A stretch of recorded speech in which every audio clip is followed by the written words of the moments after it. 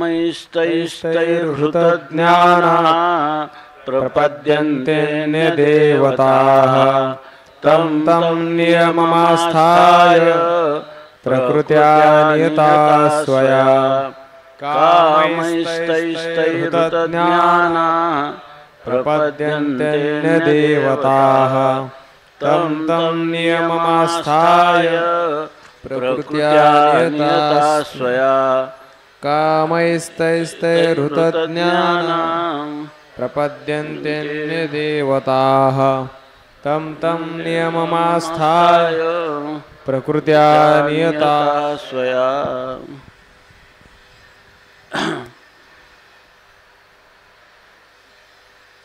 भगवान परमात्मा अर्जुनाला सांगतात की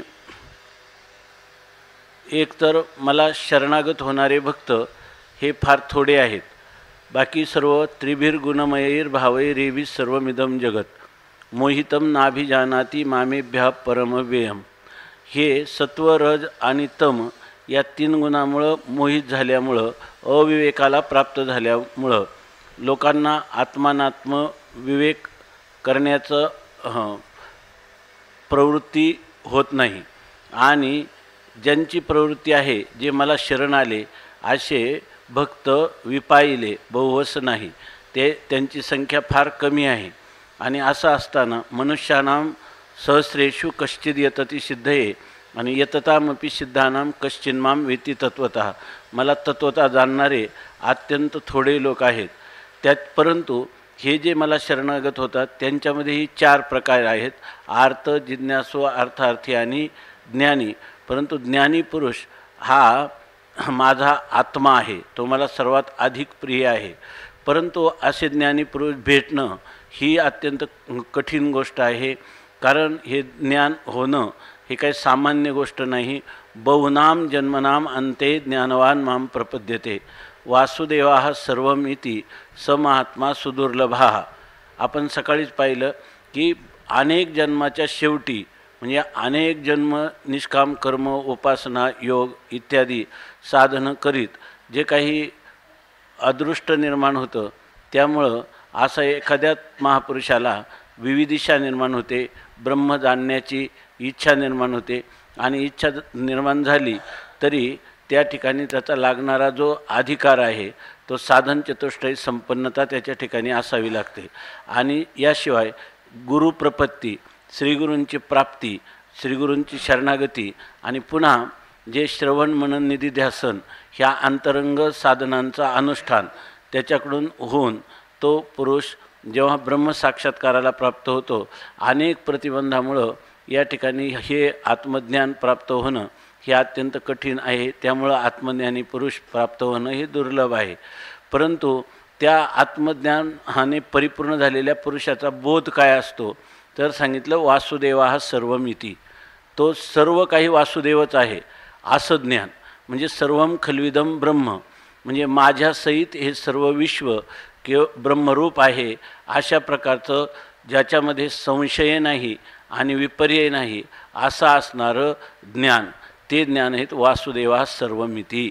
आणि ह्या ज्ञानाने युक्त असणारा पुरुष हा सुदुर्लभ, म्हणजे अत्यंत त्याची प्राप्ती होणं कठीण आहे असं जेव्हा सांगितलं।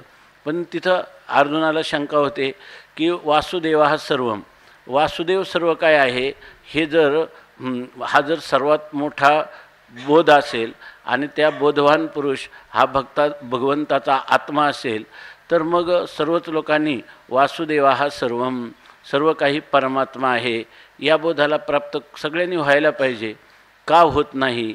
मग ह्या बोधप्राप्तीसाठी लोकांची प्रवृत्ती का नाही, किंवा प्रवृत्ती झाल्यानंतरही हा बोध प्राप्त होत नाही?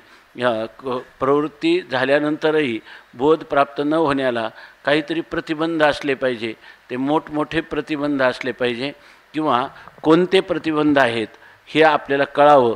म्हणून अर्जुनाने शंका केली की असे सगळेच लोक वासुदेवाः सर्वम हा बोध का करून घेत नाही, त्याला काय प्रतिबंध आहेत? ते प्रतिबंध ह्या श्लोकामध्ये, प्रस्तुतच्या श्लोकामध्ये सांगतात। कामैस्तैस्तैर्हृतज्ञानः प्रपद्यन्तेऽन्यदेवताः तं नियममास्थाय प्रकृत्या नियताः स्वया। या श्लोकामध्ये सांगतात, तैहि तैहि कामैहि हृतज्ञानाः स्वया प्रकृत्या नियताः तं तं नियमम् आस्थाय अन्य देवताः प्रपद्यन्ते. लोक या ठिकाणी या बोधाला प्राप्त न होण्याचं कारण तैहि तैहि कामैहि, त्या त्या कामनांनी हृतज्ञानाः, ज्यांचं ज्ञान म्हणजे विवेक, ज्यांचं हृतम म्हणजे अपहरण केलं आहे, म्हणजे आपल्या अंतःकरणात असणाऱ्या ज्या अनेक प्रकारच्या कामना किंवा इच्छा आहेत, त्या इच्छा म्हणजे कोणाला स्वर्गप्राप्तीविषयी, पुत्र दारा धन यांच्या प्राप्तीविषयी ज्या प्राणीमात्रांच्या अंतःकरणात इच्छा आहे, आणि अशा एकदा इच्छा उत्पन्न झाल्या की त्या इच्छेचं पहिलं कार्य जर काय असेल तर हृतज्ञान हा पुरुषाच्या अंतःकरणामध्ये असणारा ज्ञान म्हणजे विवेकज्ञान. विवेकज्ञान म्हणजे विवेक, विचार पृथक करणे. या ठिकाणी सार काय आहे, असार काय आहे, कशाचं ग्रहण करावं, कशाचा त्याग करावा, नित्य काय आहे, अनित्य काय आहे.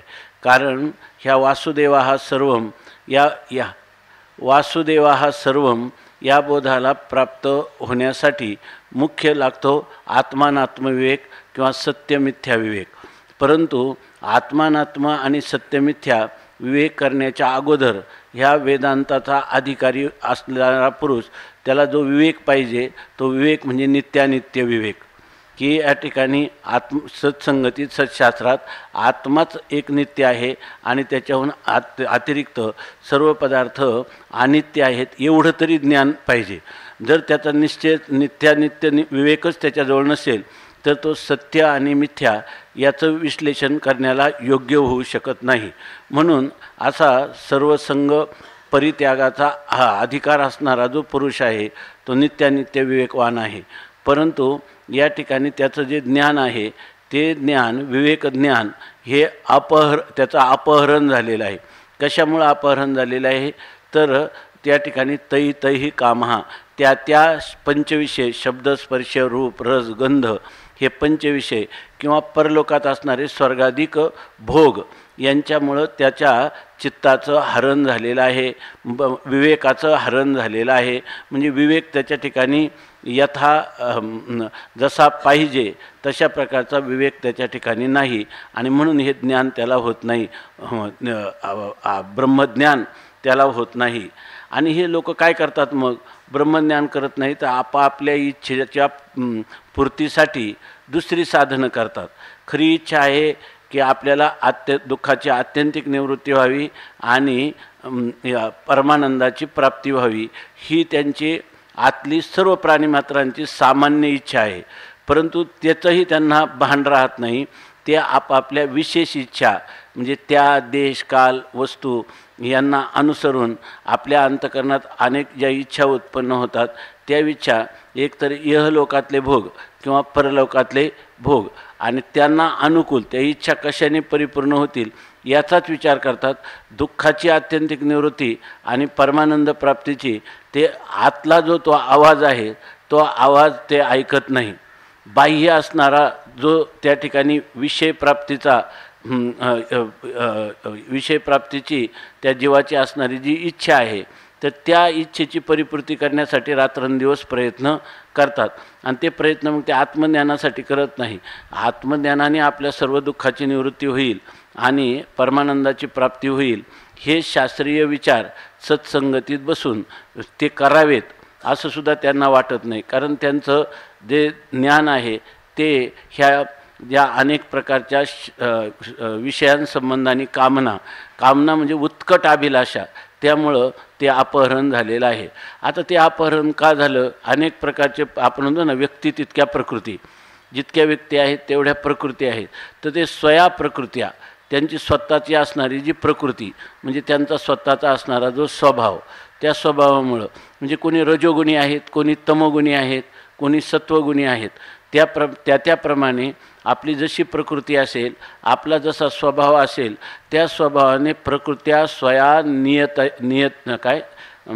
स्वया प्रकृत्या नियताः, त्या प्रकृतीनं त्यांना नियंत्रण केलेलं आहे. म्हणजे अनेक जन्मात त्यांनी जी सात्विक राजस किंवा तामस अशा प्रकारची कर्म केलेली आहेत आणि त्या कर्मामुळं त्या कर्माचे त्यांच्या अंतःकरणावर झालेले जे संस्कार आहेत आणि त्या संस्कारांनी त्यांचा स्वभाव किंवा प्रकृती बनलेली आहे आणि त्या प्रकृतीनं त्यांना नियंत्रण केले. जसं पुढे जाऊन सांगणार आहेत भगवान अर्जुनाला, हा क्षात्र स्वभाव तुझा झुंजविल तुझं. तू कितीही जरी प्रयत्न केले तर तुझा मूळचा असणारा क्षत्रिय स्वभाव हा तुला युद्धाकडेच प्रवृत्त करणार. तू आपल्या मूळच्या वळणावर किंवा मूळच्या स्वभावावरच जाणार. तसंच या ठिकाणी भगवान म्हणतात प्रकृत्या नियतः, आपल्या स्वभावानेच त्याचं नियंत्रण केलं जातं. म्हणजे त्याच्यावर असणारे जे संस्कार पूर्वी केलेल्या कर्माचे किंवा पूर्वी केलेल्या ज्या देवतांची त्याने आराधना केली असेल जन्मोजन्मी, तेच संस्कार उद्भूत होतात. आणि त्यामुळं आणि त्या संस्कार कोणते आहेत की आपण अमुक एक देवतेची उपासना केली तर ती देवता आपल्या अमुक एक इच्छेची पूर्तता करील. याच्यासाठी तो हे जे पूर्वी त्याच्यासाठी त्यांनी व्रत, उपवास, प्रदक्षिणा, आराधना ह्या सर्व गोष्टी केलेल्या असतात आणि त्याचे संस्कार या ठिकाणी आता उद्भूत होतात आणि त्यामुळं त्या देवतांची तो पूजा करण्याला प्रवृत्त होतो. त्यासाठी ते सांगतात की तम नियमम आस्थाय, त्या नियमाचा म्हणजे कोणत्या देवतेची कशा प्रकारे उपासना करावी, कोणती व्रत करावी, कशा प्रकारे कोणती त्याची स्तुती स्तोत्र म्हणावीत, या प्रकारच्या जे काही त्याच्यासाठी लागणारी व्रतादी हे सर्व करण्याची त्याची प्रवृत्ती होते. आणि तम नियमम आस्थाय, आणि त्या नियमाविषयी तो काय करतो, प्रवृत्त होतो आणि त्या नियमाच्या विषयी आस्था श्रद्धापूर्वक, मग ती सात्विकी श्रद्धा असेल सात्विकी देवतांविषयी, राजसी श्रद्धा असेल रजोगुणी देवताविषयी, किंवा तामसी श्रद्धा असेल तमोगुणात्मक असणारे भूत प्रेत पिशाच काय अनेक यांच्याविषयी तो उपासना करण्याला प्रवृत्त होतो. आणि त्या उपासनेच्या असणारे अत्यंत कडक नियम जरी असले खडतर त्याचंसुद्धा तो पालन करतो. तम नियमम आस्थाय. पण कशामुळं तो, त्याची प्रकृती तीच आहे त्यामुळं त्याचाही स्वभाव तसाच आहे.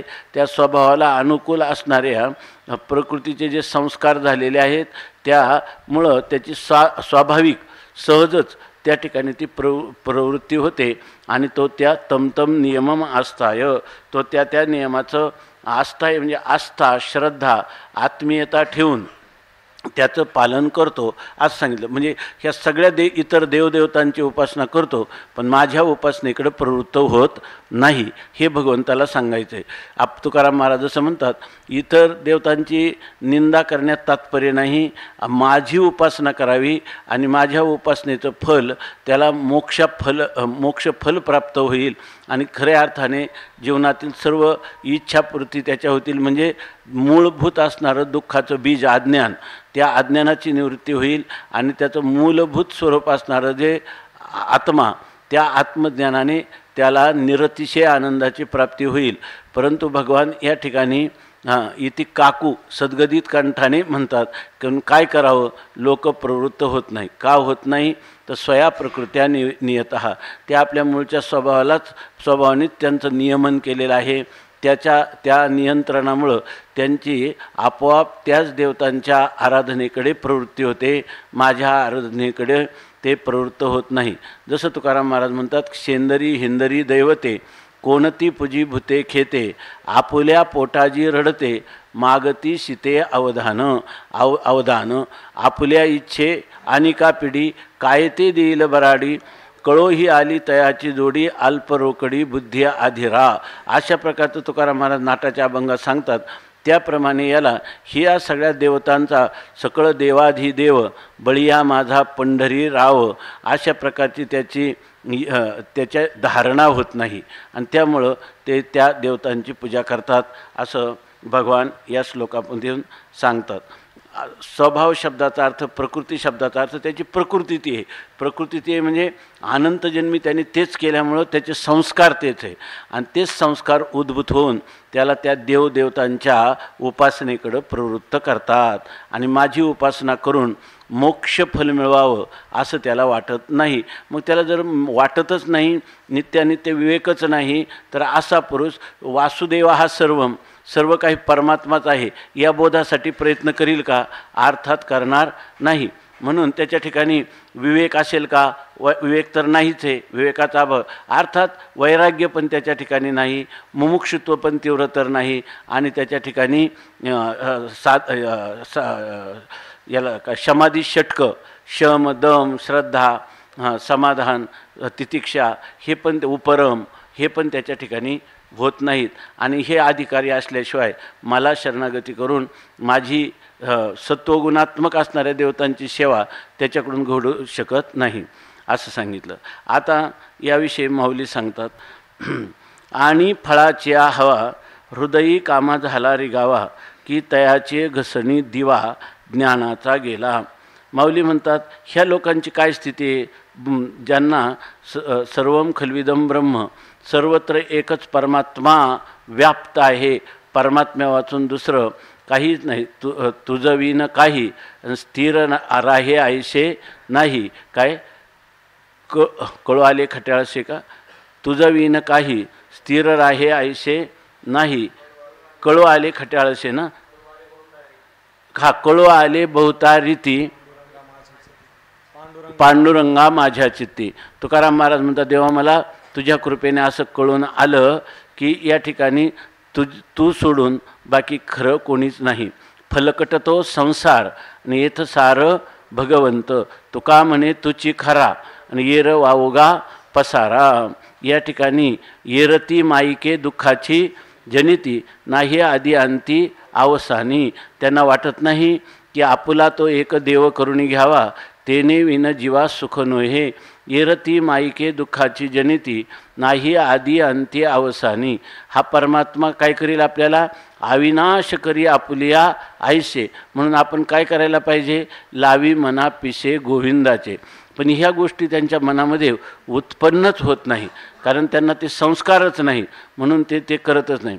परवा एक विद्यार्थी आला, त्यांच्या घरामध्ये परंपरा आहे सारखे त्या ज्या क्षुद्र देवता आहेत त्यांना बळी वगैरे द्यायचे, बकरी वगैरे.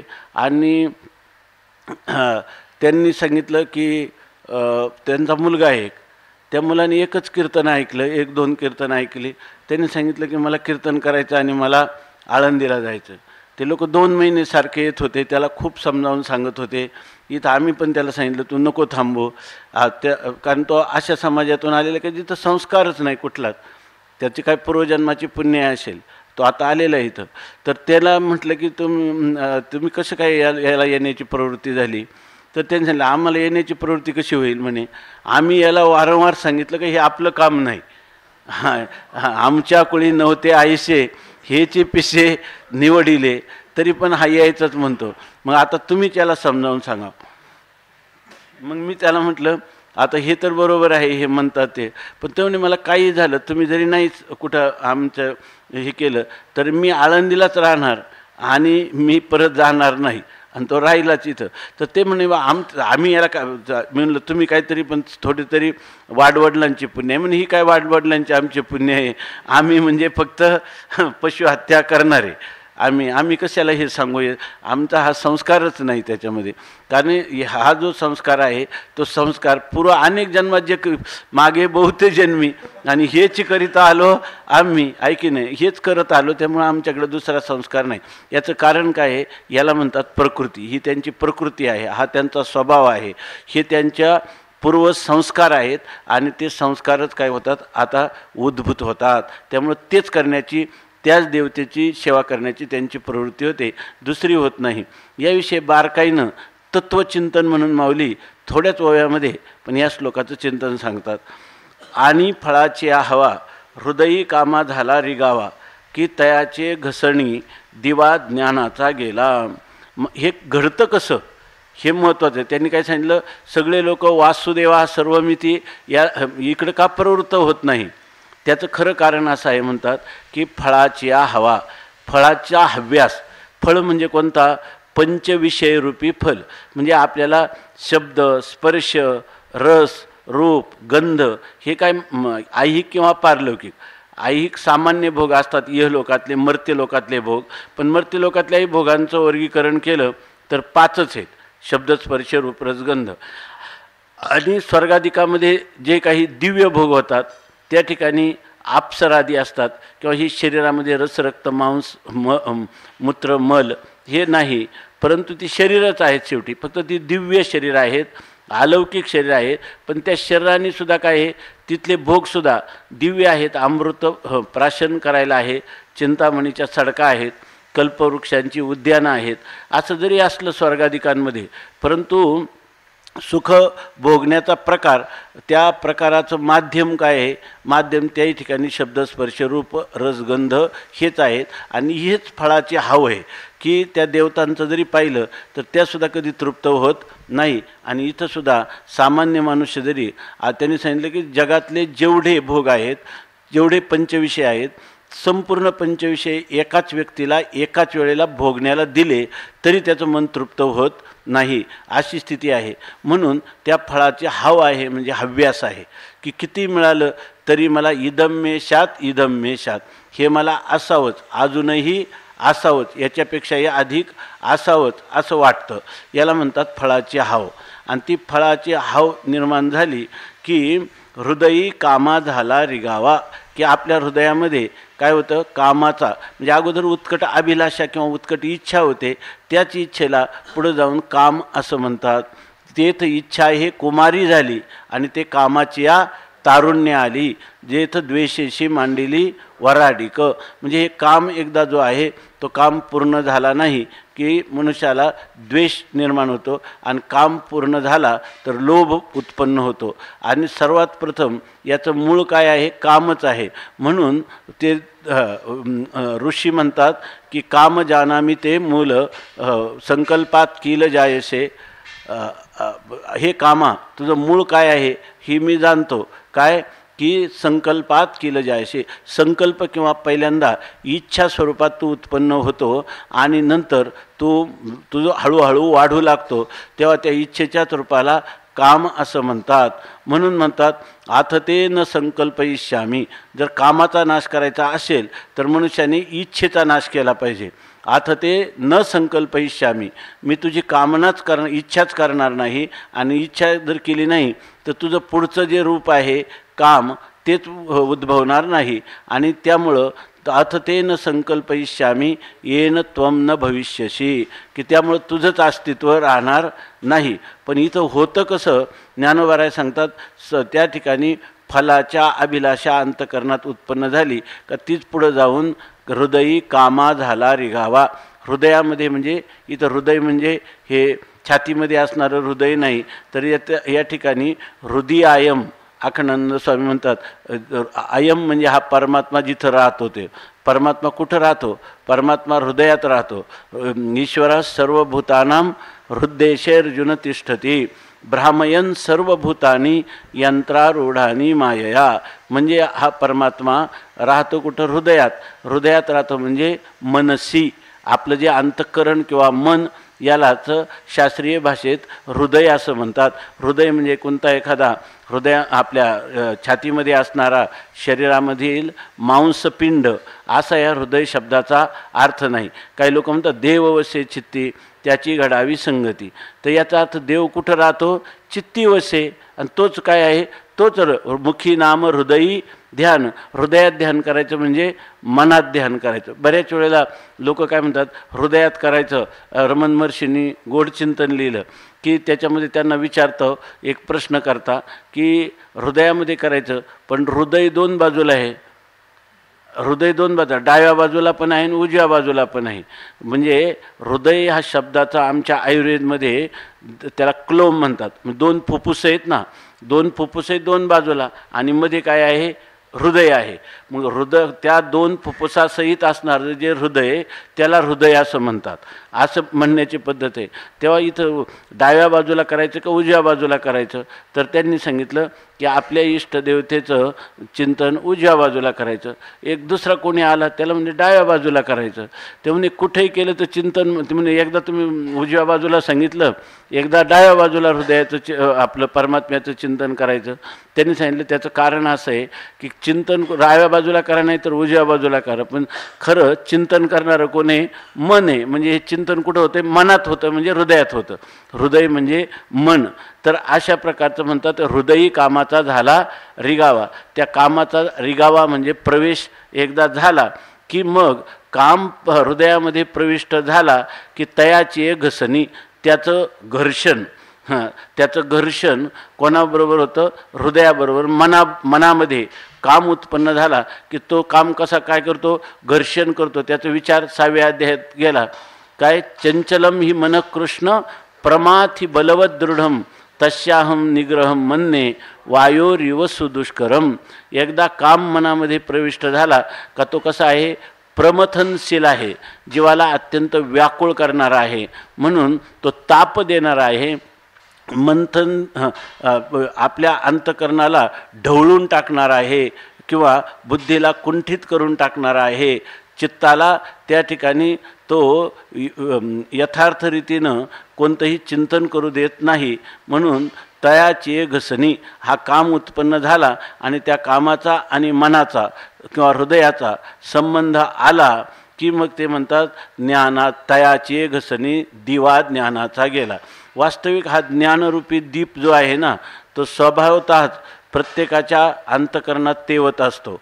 म्हणजे ज्ञानरूपी जसं कंदिलाची जी ज्योत आहे तिच्यावर काच असते आणि ती काच जसजशी मलिन होईल तसा तसा त्याचा बाहेर प्रकाश येत नाही. इतकंच नाही, आपण बघा कधी कधी तो कंदील लावला की सगळी काच काळी होऊन जाते. जर थोडं ज्योत मोठी केली किंवा ती भडकली तर सगळी काळी होते. वास्तविक ज्योतीचा प्रकाश अगोदर जसा आहे तसाच आहे, परंतु काय झाला? तो अभिभूत झाला.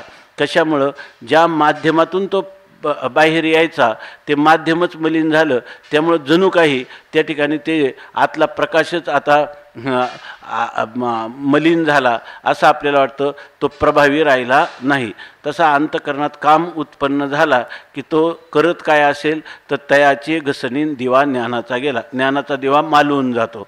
म्हणून त्या ठिकाणी ज्ञानाचा दिवा मालवला म्हणजे त्या ज्ञानाचं जे कार्य आहे ते कार्य दिसत नाही. आत्मज्ञानाचं कार्य आहे दुःखाची आत्यंतिक निवृत्ती आणि परमानंदाची प्राप्ती, पण हे कार्य आपल्याला दिसून येत नाही. म्हणजे थोडक्यात काय? आपल्या अंतकरणात नित्य तेवत असणारा जो ज्ञानदीप. तुम्ही म्हणाल अंतकरणात नित्य तेवत असतो कसा? कारण त्या अंतकरणाचं अधिष्ठान चैतन्य हे नित्य आहे आणि ते प्रकाशरूप आहे. म्हणजे ते आपलं स्वतःचं स्वरूप आहे आणि आपलं स्वरूप आपल्याला कधीच सोडून जात नाही. याचा अर्थ नित्य ज्ञानरूपच आपण आहोत, परंतु त्या ज्ञानाचा प्रकाश ज्या वृत्तीद्वारा बाहेर यायचा त्या वृत्तीमध्ये काम निर्माण झाला की मग तो प्रकाश जो आहे तर तो प्रकाशाची अभिव्यक्ती होत नाही. अहम ब्रह्मास्मी अशा प्रकारचं स्फुरण त्याला होत नाही. सर्वम खल्विदम ब्रह्म असं त्याला स्फुरण होत नाही. म्हणून म्हणतात तयाची घसणी दिवा ज्ञानाचा गेला. आता याविषयी भगवान सांगतात असं झालं कसं? आयशे उभयता अंधारी पडले म्हणून पाशीची माते चुकले मग सर्व भावे अनुसरले देवतांतरा. या ठिकाणी काय आहे की ते म्हणतात आयशे या अशा प्रकाराने उभयता अंधारी पडले. उभयता म्हणजे दोन्ही बाजूनी अंधारात पडले. म्हणजे काय आहे? तुम्ही म्हणाल ज्ञानाचा दिवा अगोदर गेला का हृदयात काम अगोदर उत्पन्न झाला? दिवा गेला की तत्क्षणी काय आहे? हृदयामध्ये काम उत्पन्न होतो किंवा काम उत्पन्न झाला की तत्क्षणी ज्ञानाचा दिवा मावळतो. म्हणजे ह्या दोन्ही गोष्टी कशा घडतात? युगपत घडतात. युगपत घडतात म्हणजे कसं? तर उभयता अंधारी पडले. या ठिकाणी ते दोन्ही कारणाने अंधारात म्हणजे अज्ञानरूपी अंधकारात मध्ये पडले किंवा सापडले. दोन्ही प्रकाराने म्हणजे कोणता? एक तर हृदयात काम निर्माण झाला आणि इकडं दुसरीकडे ज्ञानाचा दिवाही गेला. असं दोन्ही कारणाने म्हणजे ज्ञानदीप मालवला आणि काम अंतकरणात निर्माण झाला. आणि दोन्ही प्रकार म्हणजे ज्या मनुष्याच्या अंतकरणात काम होईल तोही अज्ञान अंधकारात सापडतो आणि ज्याच्या ठिकाणी ज्ञानदीपा मालवेल तोही काय होतो? अज्ञान अंधकारामध्ये सापडतो. असं म्हणून उभयता अंधारी पडले म्हणून पाशीची माते चुकले. जवळच आहे परंतु जवळ असून देखील त्यांनी सांगितलं माते चुकले. मी इतका जवळ आहे, किती जवळ आहे का सगळ्यात जवळ परमात्माच आहे, कारण तो त्यांचं स्वतःचं जीवाचं स्वतःचं स्वरूपच परमात्मा आहे. त्यामुळं इतका पाशीची मी सगळ्यात जवळ आहे. शरीर माणसाला दूर आहे, शरीरापेक्षा आहे की नाही, बाह्यविषय दूर आहेत. त्याच्यापेक्षा जवळ कोण आहे? आपलं स्थूल शरीर आहे. स्थूल शरीरापेक्षा जवळ कोण आहे? सूक्ष्म शरीर आहे. सूक्ष्म शरीरापेक्षाही जवळ कोण आहे? कारण शरीर आहे. आणि कारण शरीरापेक्षाही जवळ कोण आहे? मनुष्याला कारण शरीरापेक्षाही जवळ महाकारण शरीर आहे. आणि महाकारण शरीरापेक्षाही जवळ परमात्मा आहे असं आहे. किंवा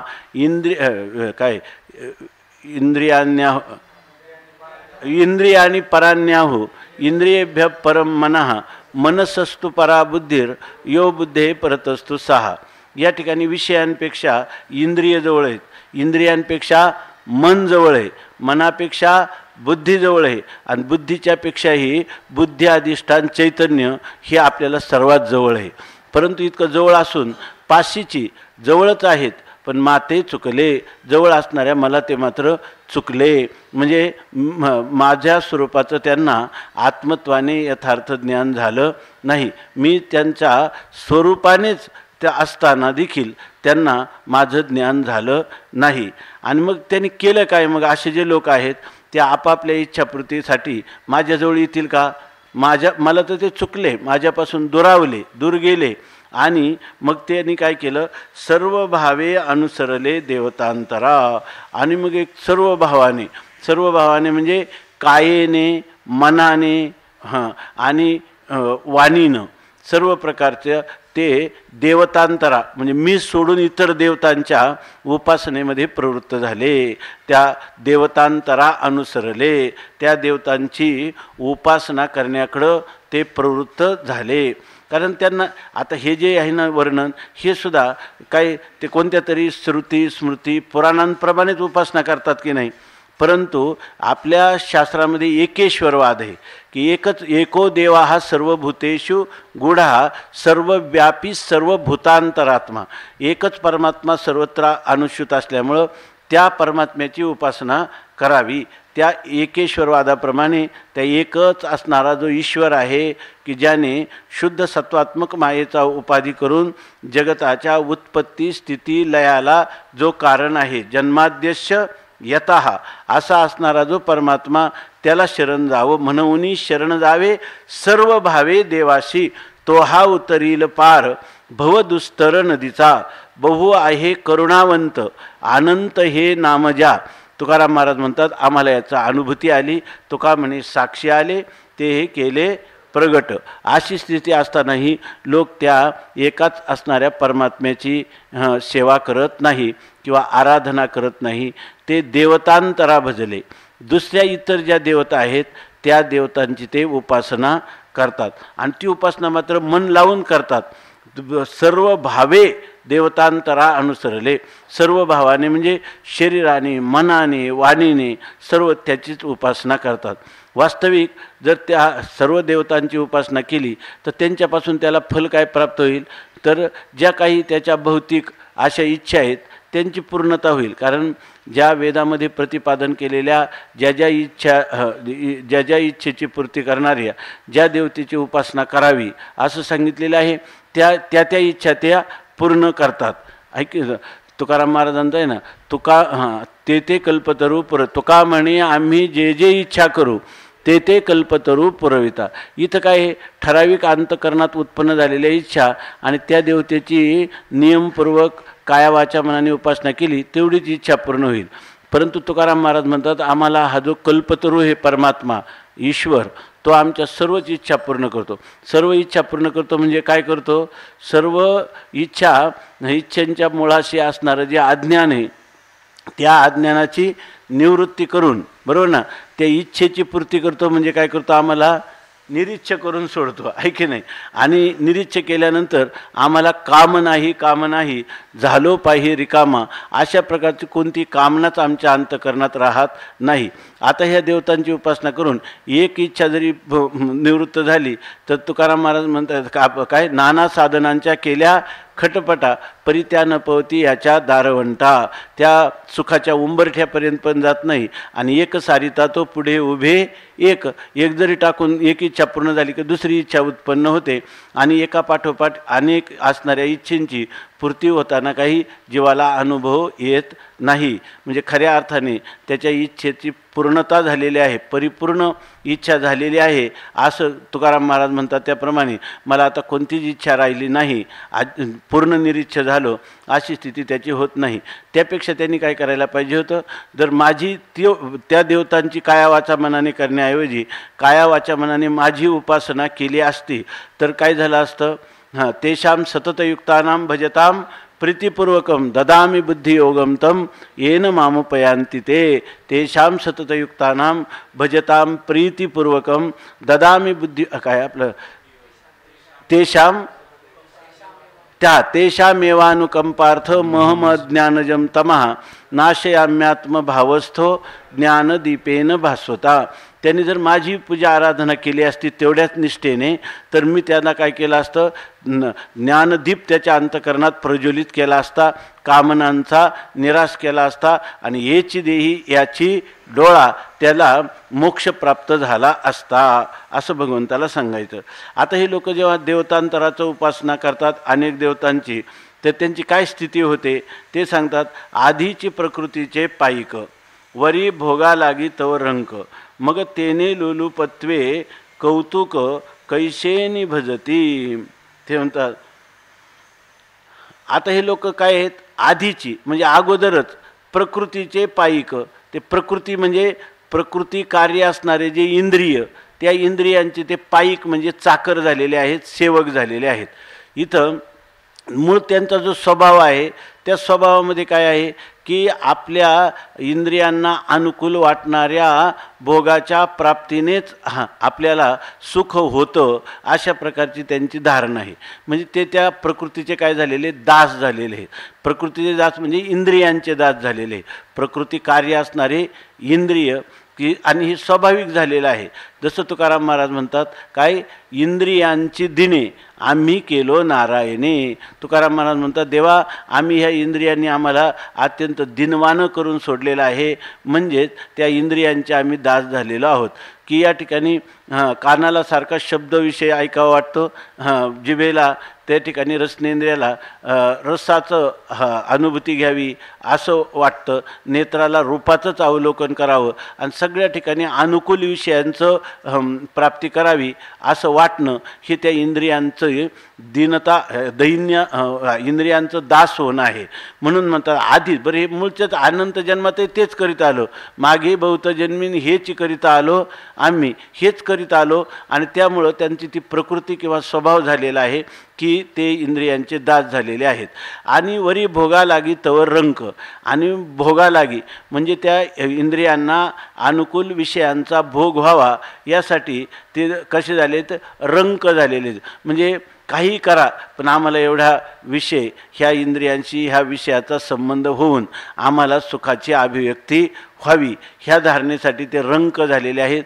दरिद्री दिनवाने अशा प्रकारचे झालेले आहेत. आणि मग तेने लोलुपत्वे, पण त्यांना काही होऊ द्या पण आम्हाला या इंद्रियांचा आणि विषयाच्या संबंधातून सुख मिळावं यासाठी ते लोलूप झालेले आहेत.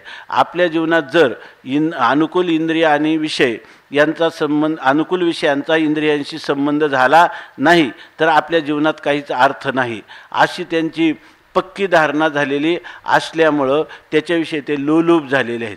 लोलूप झाले म्हणजे इतकं की बाहेर निघायचं म्हटलं तरी निघण्याची कल्पनासुद्धा सहन होत नाही आणि निघण्याचा प्रयत्न जरी केला तरी त्या प्रकृतीचे पायिक असल्यामुळं बाहेर निघता पण येत नाही. जसं त्यांना गोडपणे माशी लिगाडी गुंतली ना, असंच आहे ना. गुळ गोड आहे आणि त्या माशीला आवडतो आणि म्हणून ती त्या गुळाच्या ढेपेवर बसली. पावसाळ्याच्या दिवसात ती ढेप कशी एकदम पाझरल्यासारखी होते आणि त्याच्यात ती चिकट झालेल्या त्या ढेपेमध्ये मुंगळा किंवा ती माशी जर रुतली आणि तिने किती काय तडफडी त्यांनी अधिकाधिक तडफडते पण बाहेर निघता येत नाही. तसं अनंत जन्माच्या संस्कारामुळं विषयाविषयी अनुकूल बुद्धी होऊन जीव जेव्हा त्या आपल्या इंद्रियांना त्या विषयात प्रवृत्त करतो, त्यावेळेला प्राण गेला तरी सुद्धा ते विषय सोडावे वाटत नाही. जसा तो मुंगळा अर्धा कापून नेला तरी त्याचं मुंडकं देह ते त्या गुळामध्ये राहतं, त्याला म्हणतात की लिगाडी उंतली.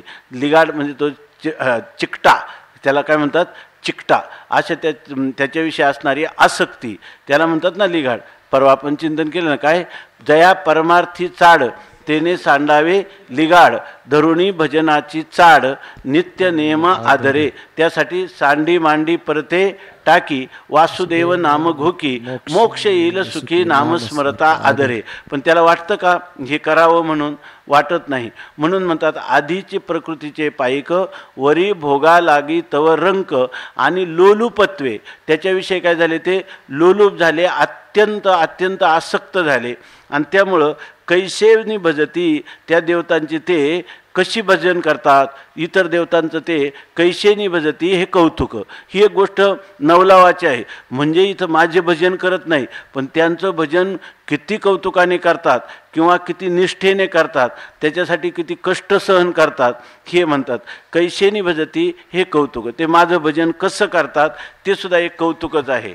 ते कौतुक कसं आहे, कवनी तिया नियमबुद्धी कैसिया हन उपचार समृद्धी, का अर्पण यथाविधी विहित करणे. आता सांगतात त्यासाठी कितीतरी लोक आहे ना, साधे लोक जे जारण मारण उच्चाटन काय हे करतात ना, त्यांना जर पाहिलं तर अमावास्याच्या रात्री स्मशानामध्ये जाणं, कोणता असणारा कावळ्याचं प्रेत आणणं, त्याच्यामध्ये काय आहुती देणं, काही प्रेतावर बसणं, सगळे प्रकार करतात की नाही. आता वास्तव याच्यापासून काय मोक्ष फल मिळणार आहे का? याच्यापासून काहीतरी शत्रूचा विनाश, अशा प्रकारचे एकदम क्षुद्र अशा प्रकारची फलं प्राप्त होतात. पण त्यासाठी ते लोक इतके कष्ट करतात की त्या ठिकाणी दिवसाची रात्रीचा दिवस करून 8-8 दिवस उपवास काढतात, काय काय करतात. किंवा आपल्या अंगावर त्याला काय म्हणतात, कोणी साधवत गोरांजने करत नाही, ते दुसरं हा तुकाराम महाराज म्हणतात की प्रसंग आला तर आम्ही काही कोणी करू, पण आम्ही मात्र या देवाला, आमच्या इष्टदैवतेला सोडणार नाही. कोणी साधोत गोरांजने करोत तपादी साधने, आम्ही नवजो तया वाटा नाचू पंढरी चोटा. आम्ही त्या वाटेला जाणार नाही. एक तर किती कष्टकर उपाय आहेत, आणि हा उपाय किती सोपा आहे, नाचू पंढरी चोटा. इथं गाता वाता या ठिकाणी गायन करता करता व भगवंताचं वर्णन करता करता मोक्ष आहे. इतका सोपा आहे तरीसुद्धा त्याच्याकडे कोणी प्रवृत्त होत नाही. हे कौतुकही त्यांना, त्या लोकांना एवढी किती साधना करतात आणि काय काय करतात त्याच्यासाठी, हे कौतुक आहे. ते कौतुक काय आहे, कवनी तिया नियमबुद्धी. ते म्हणतात तिया म्हणजे आम्हाला जे कर्म करायचं त्या दुसऱ्या देवतेची उपासना करायची, त्या उपासना करत असताना कवनी तिया नियम, त्याचे नियम काय काय आहेत, ही बुद्धी म्हणजे हे ज्ञान संपादन करतात. आणि त्या परमात्मे आमच्या त्या ज्या देवतेची उपासना करायची, क्षुद्र देवतेची, त्या देवतेची उपासना करण्याचे काय नियम आहेत, कवनी तिया नियमबुद्धी. आणि कैसियाहन उपचार समृद्धी, आणि या ठिकाणी त्या उपासना करण्यासाठी कोणकोणते उपचार म्हणजे कोणकोणती द्रव्य लागतात, आहे की नाही. जसं महादेवाला बेल, गणपतीला दुर्वा, अशा प्रकारचे जे काही उपचार लागत असेल, आणि त्या उपचाराची समृद्धी म्हणजे त्या उपचाराची रेलचेल करतात. तुम्ही सांगता ना 108 तर 1008 दुर्वा आम्ही त्याला समर्पण करू, अशा प्रकाराने त्यांनी ते असं म्हणत नाही की किती श्रम झाले तरी चालतील, पण त्याला लागणारे काय नियम असतील तेही सांगा, आणि कोणकोणती उपचार द्रव्य असतील, पूजेची द्रव्य असतील, आराधनेचं साहित्य असेल, ते आम्ही समृद्धी म्हणजे भरपूर त्या ठिकाणी मिळवू. का अर्पण यथाविधी विहित करणे. आणि मग ते त्या आमच्या देवतेला कोणकोणते पदार्थ कसे अर्पण करायचे ते सुद्धा आम्हाला तुम्ही सांगा, आम्ही ते कसं विहित करणे.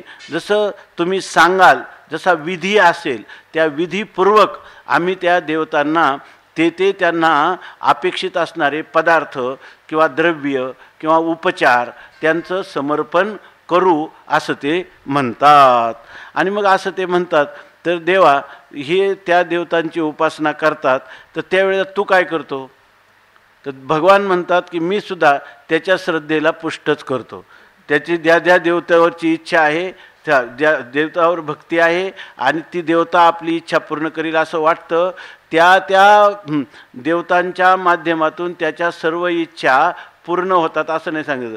सगळ्या त्याच्या इच्छा मीच पूर्ण करतो. म्हणजे कारण का, त्या देवतांचा अधिपती असणारा मी आहे. त्या सगळ्या देवता कोणाच्या नियंत्रणात आहे? माझ्या नियंत्रणात आहे. म्हणून मीच त्यांच्या इच्छा पूर्ण करतो, त्यांची श्रद्धा भंग होऊ देत नाही. म्हणजे याच्यातून एक असं सांगायचं, चांगलं बघा, की शास्त्रामध्ये जेवढं प्रतिपादन केलं असेल तर त्या गोष्टी जशाच्या तशाच आहे. शास्त्रामध्ये प्रतिपादन केले ना, अमुक इच्छेने ह्या देवतांची उपासना करावी, किंवा तुम्हाला सांगितलेलं आहे की या ठिकाणी जर तुम्हाला पुत्रप्राप्तीची इच्छा असेल तर पुत्रकामेष्टी याग करा. मग पुत्रकामेष्टी यागाने ते जे फल प्राप्त होतं ते फल देणारा कोण आहे? देवच आहे. पण तो देवच फल का देतो? तर या ठिकाणी भगवान जे काही वेदाने जे सांगितलेलं आहे ते अकाट्य अशाच प्रकारचं आहे. कर्माचा सिद्धांत, कर्मविपाकाचा सिद्धांत, उपासनेचा सिद्धांत, तत्त्वज्ञानाचे सिद्धांत, हे सर्व वेदाने प्रतिपादन केलेले आहेत. तर व्यावहारिक स्तरावर त्याला जसंच्या तसं ते तसंच आहे, सत्य आहे. काय वेदातलं जे काही काय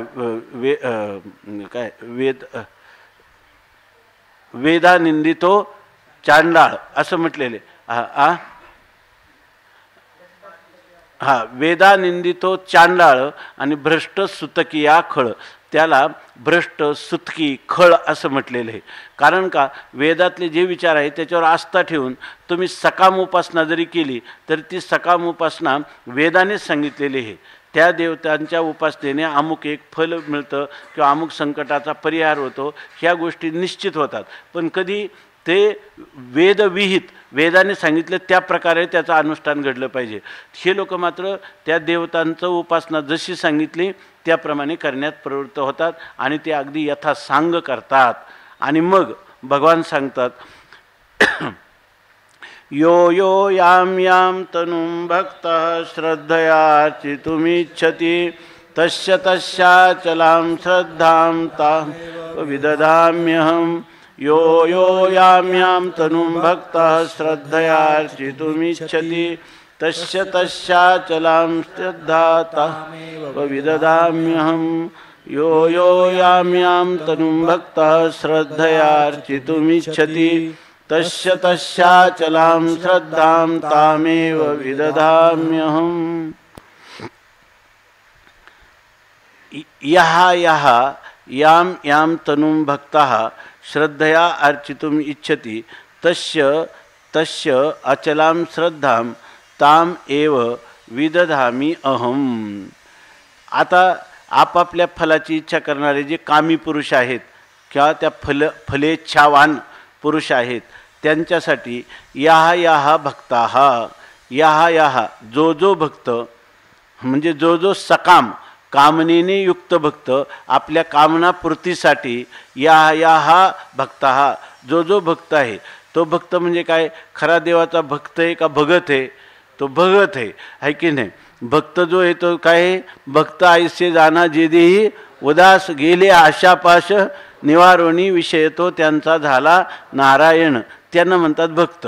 आणि हा भक्त म्हणजे काय आहे की याम तनुम, ज्या देवतेंच्या, तनु म्हणजे विग्रह आहे, ज्या देवतेचा जसा विग्रह आहे, जसं आपल्या भगवान शंकराचा विग्रहाचं वर्णन काय केलं, भस्म उटी रुंडमाळा आणि हाती त्रिशूळ नेत्री ज्वाळा. पांडुरंगाचं वर्णन काय केलं, करकटावरी तुळशीच्या माळा. अशा प्रकारचं ज्या विग्रहाचं जसं वर्णन शास्त्रामध्ये केलेलं आहे आणि त्या विग्रहाची याम तनुम, ज्या विग्रहाची म्हणजे देवतेच्या विग्रहाची, देवतेच्या शरीराची श्रद्धया अर्चितुम इच्छते, श्रद्धेनं त्या देवताच्या त्या स्वरूपाची किंवा त्या विग्रहाची पूजा करण्याची इच्छा करतो. इच्छती तस्य तस्य ताम एव श्रद्धाम, आणि त्या त्या पुरुषाची म्हणजे ज्या श्रद्धापूर्वक ज्या देवतेची आपण उपासना करावी आपल्या इच्छेच्या कामनेच्या पूर्तीसाठी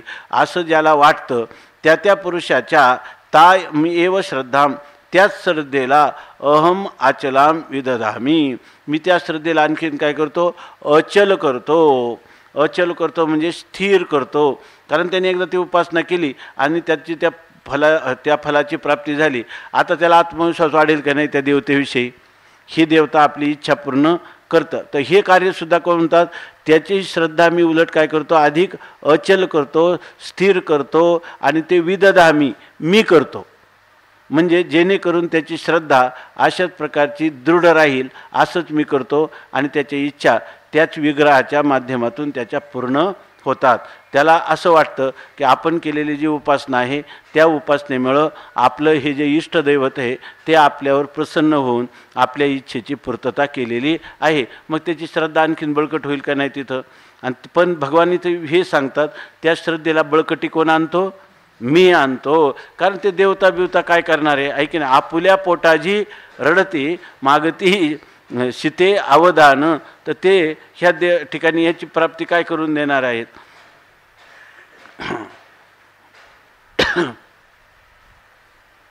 कारण ती मला वाटतं कोणीतरी दृष्टांत सांगितलं, काय जर सांगण्यात चुकलं तर दुरुस्त करून द्या व्यवस्थित. एक मनुष्य आहे तर ब्रह्मज्ञान त्याला करून घ्यायचं होतं, पण त्याला ब्रह्मज्ञान होईना, याच्यासाठी काय करावं असं तो विचार करत होता. तर त्यांना म्हणले की आपल्या इष्टदेवतेला प्रसन्न करून घ्यावं लागतं. तर म्हणलं इष्टदेवता तर काही मला प्रसन्न करून घ्यायची नाही, कारण मला तुम्ही जे सात्विकी श्रद्धा सांगतात त्यांच्या ठिकाणी माझ्या स्वभाव किंवा माझी प्रकृती नाही. मी भूत पिशाच्याची करू शकतो, तामसी प्रकृती आहे, पण मला ब्रह्मज्ञान व्हावं म्हणून काय केलं की त्याला सांगितलं की एकाच जागेवर एकाच वृक्षाला तू शौचाला गेला म्हणजे उरलेलं पाणी टाकायचं. उरलेलं पाणी एका वृक्षाला तो टाकत गेला, आणि ते टाकत गेल्यावर तिथं होतं एक भूत. 12 वर्ष त्यांनी टाकल्यामुळे ते भूत झालं प्रसन्न. त्या भूताला त्यांनी सांगितलं की मला पांडुरंगाची भेट घालून द्या, मला पांडुरंगाच्या द्वारा मोक्ष प्राप्त रामरायाची मला भेट घालून द्या. त्यांनी सांगितलं रामाच्या पुढं भूत कसं काय जाईल. या ठिकाणी सगळी जी भूतं आहेत ती रामाच्या पुढं कशी जातील. मग त्यांनी सांगितलं मी त्याच्या समोरच जाऊ शकत नाही, तर तुझी भेट कशी मी घालून देणार. पण एक कर म्हणे की मी काय करतो तुला हनुमंताची भेट घालून देतो. मग त्याला हनुमंताची भेट घालून दिली. मग हनुमंतरायाची भेट झाल्यावर हनुमंतराय त्याला रामरायाचं दर्शन करून देतील की नाही, रामरायाचं दर्शन करून देतील. आता त्यांनी जी उपासना केली होती ती त्याला रामरायाच्या भेटीपर्यंत घेऊन गेली की नाही. तसं जर कोणी आपल्या इष्टदेवतेची उपासना करील तर ती इष्टदेवतेच्या उपासनेविषयी श्रद्धा बळकट होईल, आहे की नाही त्याचे. आणि ते जे दैवत आहे ते दैवत म्हणेल की बा आमच्याजवळ काय आहे एवढं, आमचा देवाधिदेव जो परमात्मा आहे त्याची भेट घेईल, अशा कल्पना सांगतात. पण खरं म्हणजे काय आहे की ईश्वरवादामध्ये एकेश्वर वादाच्या अनुसार सगळ्यांनी एकाच इष्टदैवताची, वेद प्रतिपादित दैवताची, सात्विक दैवतेची उपासना करावी असं मनोगत ईश्वराचं, संतांचं, सर्वांचं आहे. तर इथं सांगतात भगवान मात्र इथं का म्हणतात की काय म्हणतात की तस्याचलाम श्रद्धाम ताम एव विदधामी, ती श्रद्धा त्याची काय करतो मी अचल करतो, दृढ करतो असं सांगतात.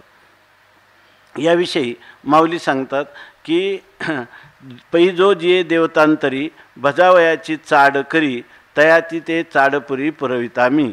पै म्हणजे अगदी निश्चयाने, जो जे देवतांतरी, जो ज्या देवतांतराची म्हणजे दुसऱ्या देवतेची, अन्य देवतेची भजावयाची भक्ती करायची अशी चाडधरी, अशी इच्छा करतो की मला अमुक देवतेचंच उपासना करायची आहे, पण कोणता, मी सोडून अन्य देवतांची उपासना करायची अशी जो इच्छा करतो तयाची ते चाडपुरी पुरविता मी, त्याची चाड किंवा त्याची इच्छा ही मी पूर्ण करतो.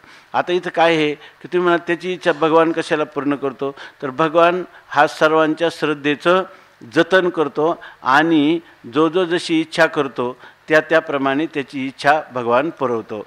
देवो देवी मीची पाही हाही निश्चय त्याशी नाही, भाव ते ठाई वेगळाला धरी. आता त्याच्यात आणखीन असं आहे, तर खरं जर म्हटलं तर त्यांची इच्छा, जरी त्यांनी देवदेवीची म्हणजे भगवंत सोडून आणण्याची पूजा केली तरीसुद्धा भगवान त्याची इच्छा पूर्त करतो असं सांगितलं, श्रद्धा बळकट करतो. पण खरं पाहिलं तर कोणत्याही देवतेची उपासना केली तर ती परमात्म्याचीच उपासना आहे ना. कारण परमात्मा कसा आहे तर सर्वत्र व्याप्त आहे. विठ्ठल जळी स्थळी भरला, मी नाही ऐसा ठाव उरलाशे कवन, सर्वत्र संपूर्ण गगन जैसे.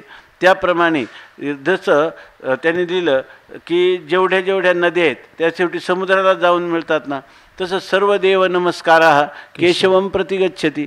सगळ्या देवतांना केल्या काय, आकाशात पतितम तोयम यथा गच्छती सागरम, सर्व देव नमस्कारा केशवम प्रति गच्छती, अशी स्थिती आहे. तर म्हणतात की देवो देव मी चिपाही, देव आणि देवी दोन्ही कोण झालेला आहे, तूच झालेला आहेस, म्हणजे मीच झालेला आहे.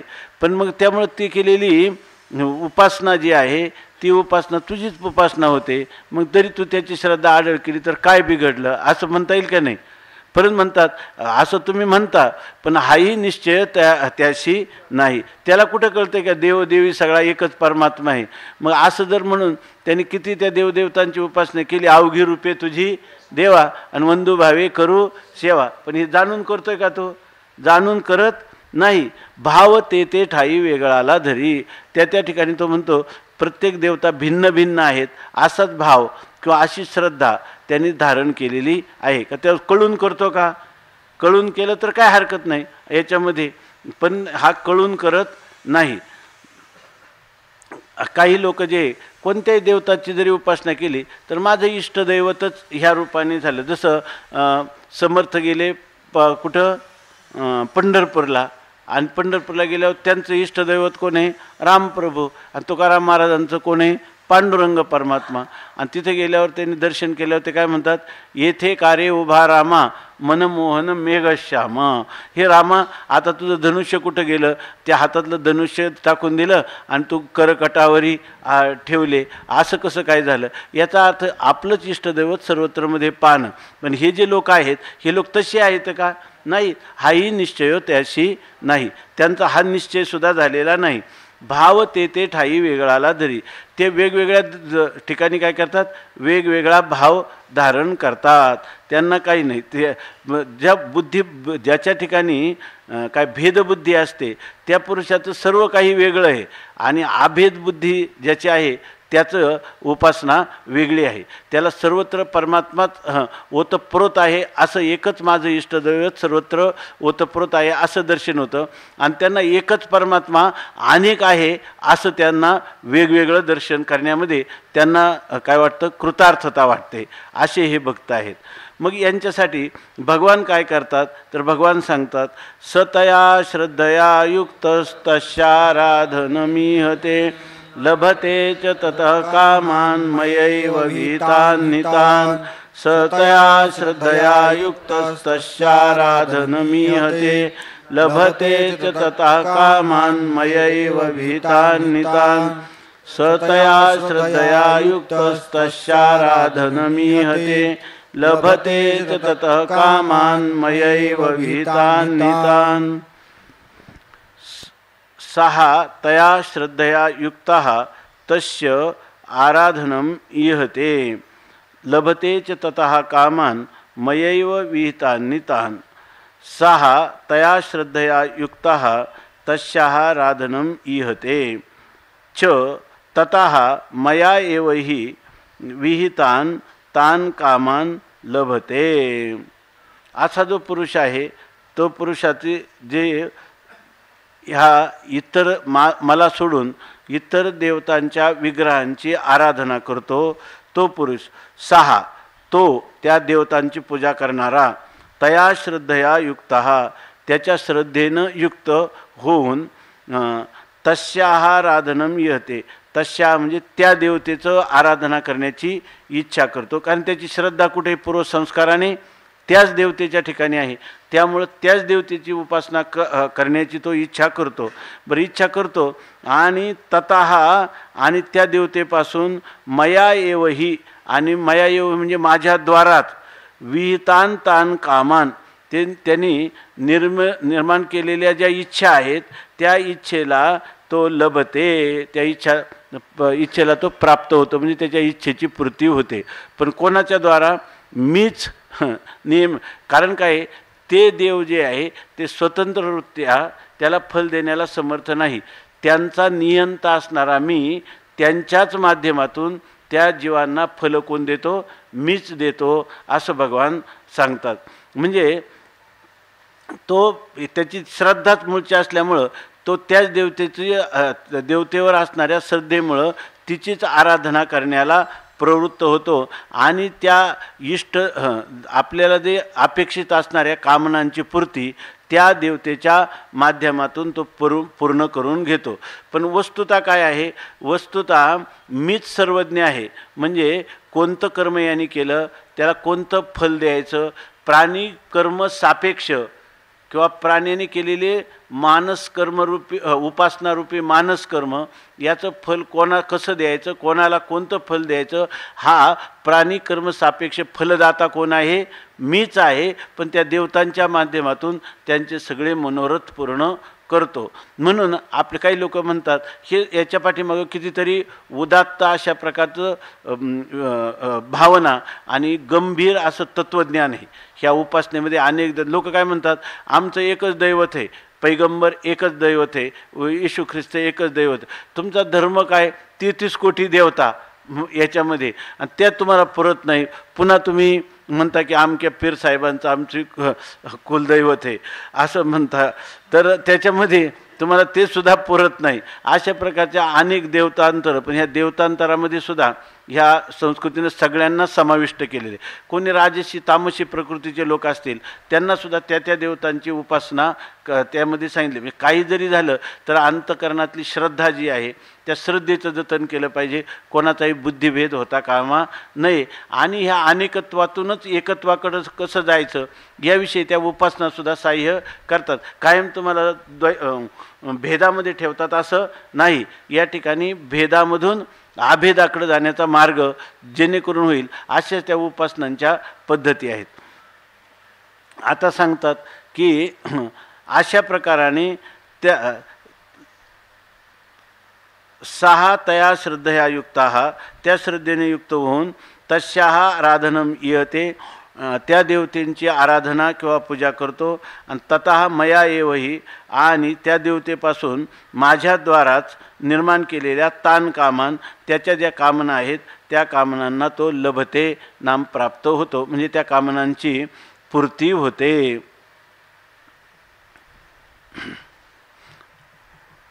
आता याविषयी माऊली म्हणतात, मग तिया श्रद्धायुक्त ते तिचे आराधन जे उचित ते सिद्धीवरी समस्त वर्तो लागे.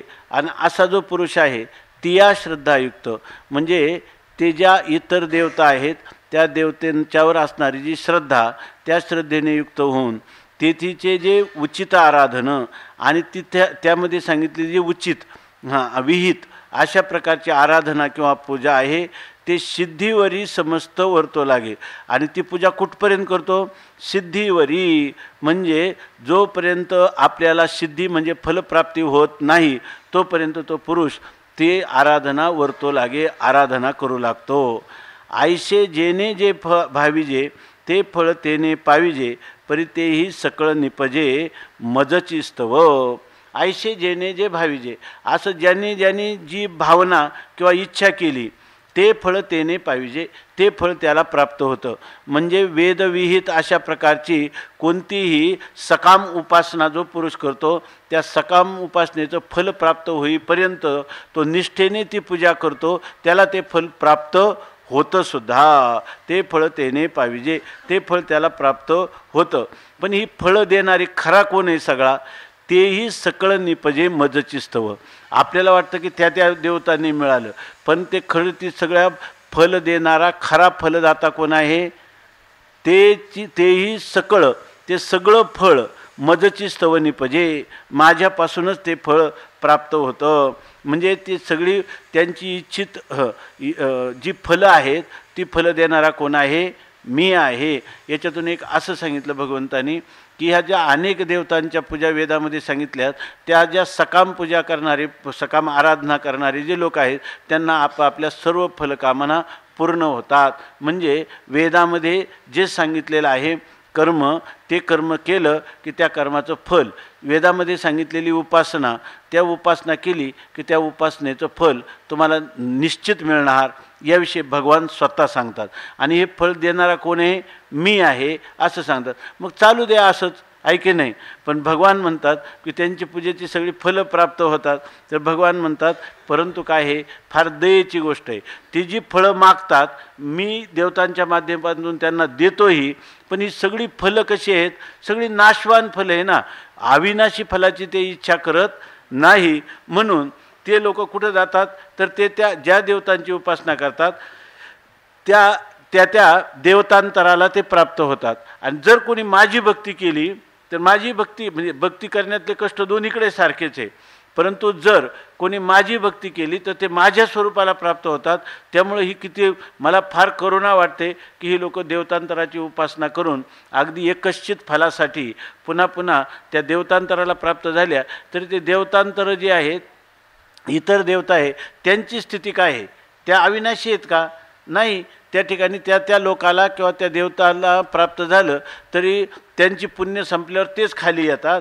तर त्यांची उपासना करणाऱ्यांना कधी मोक्ष प्राप्त होण्याची शक्यता आहे का?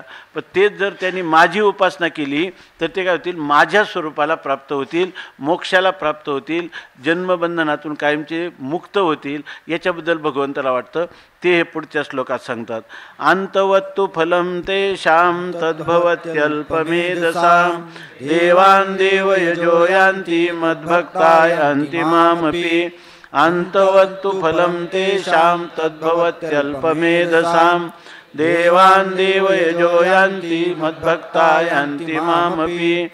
अंतवत्तु फलं तेषां तद्भवत्यल्पमेधसां देवान् देवयजो यान्ति मद्भक्ता यान्ति मामपि.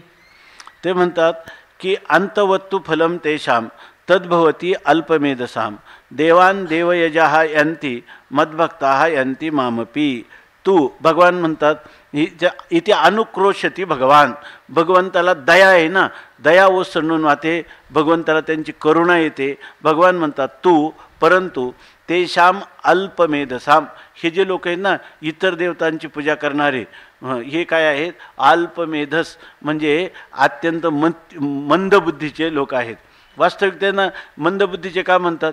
एवढं शाश्वत अविनाशी फल देणारा मी असून आणि माझ्या उपासनेऐवजी ते इतर देवतांची उपासना करतात, म्हणून हे अल्पमेधस म्हणजे अल्पबुद्धीचे, मतिमंद बुद्धीचे हे लोक आहेत. तत्फलम अंतवत भवती. आणि त्या अल्पमेधसाम, त्या मतिमंद पुरुषांना त्या देवतांच्या केलेल्या उपासनेचं फलही मी देतो. पण ते फल जे देतो मी, ते फल कसं आहे? अंतवत भवती. ते विनाशी फल आहे, नाश पावणारं फल आहे. देवयजाहा, देवांची पूजा करणारे ते कुठे जातात? देवान यांती, त्या देवतांना प्राप्त होतात. म्हणजे त्यांनी जर देवतांची पूजा केली तर मरणानंतर ते कुठे जातात? त्या देवतांना प्राप्त होतात. परंतु मद्भक्ता, जर माझी भक्ती केली तर माम आपी यांती. इथं आपी शब्दाचा अर्थ एव, ते माम आपी म्हणजे मला सुद्धा येतात, म्हणजे दुसरीकडे जातातच नाही. आपी हे जे अव्यय आहे त्याचा सुद्धा असा जसा अर्थ आहे तसा एव च, चकार म्हणतो आपण त्याला. तर ते मलाच प्राप्त होतात. मला प्राप्त झाले तर त्या ठिकाणी त्यांना पुन्हा जन्ममरण परंपरेला प्राप्त व्हावं लागणार नाही. आता 10व्या अध्यायात येणारा श्लोक आपण 2 सांगितले. मी काय करतो? तर मी त्यांच्यावर असणारी माझी दया, माझं प्रेम, त्यामुळं मी त्यांना माझ्या स्वरूपात मिळवून घेतो. म्हणजे त्यांना ज्ञान करून देतो आणि माझ्या स्वरूपात मिळवून घेतो. तसं या देवतांच्या ठिकाणी सामर्थ्य आहे का? त्यांच्या स्वतःच्याच ठिकाणी काय ती काय आपले नाही, काय ती देती आपली इच्छा आणि कापिडी काय ते देतील बराडी. तीच जर भिकारी दैवत आहे, त्यांना स्वतःला काय म्हणतात की स्वामी महाराज सांगायचे, एखाद्याला जुलाब व्हायला लागले त्याच्यामध्ये तर म्हणे ते अमक्या देवतेला बली द्या. काय द्या? तर म्हणे कोळसा आणि शिळी भाकर चतकोर द्या. म्हणजे त्या चतकोर भाकरीसाठी ते जर आपल्याकडे इच्छा करतात भक्ताकडे मागण्याची, ते भक्ताची काही इच्छा पूर्ण करणार आहेत. म्हणून ह्या देवतांची उपासना करण्यापेक्षा असणारा सर्व देवादिदेव परमात्मा त्याची पूजा करावी. आणि म्हणतात काय, अंतवत्तु फलम तेषाम अल्पमेधसाम, त्या मतिमंद लोकांचं जे फल आहे ते अंतवत म्हणजे विनाशी आहे. आणि देवयजाहा, आणि जे देवांची पूजा करणारे आहेत म्हणजे माझी पूजा आपलं देवतांची पूजा करणारे आहेत ते देवानी यांती, त्या देवतांना प्राप्त होतात. आणि मद्भक्ता माम अपि यांती, आणि माझे भक्त जे आहेत ते मला प्राप्त होतात. मग मला प्राप्त होणं हे मोठं फल आहे का त्या देवतांतराला प्राप्त होणं मोठं फल आहे? मला प्राप्त होणं आणि या फलाला ते मुक्तात, त्यापेक्षा त्यांनी सर्वांनी माझीच उपासना करणं हे त्यांच्या कल्याणाला कारण होणार आहे, असं भगवंताचं मनोगत आहे. वया उद्या पुंडली कवरदा हरिविठ्ठल श्री ज्ञानदेव तुकाराम ज्ञानेश्वर महाराज की जय.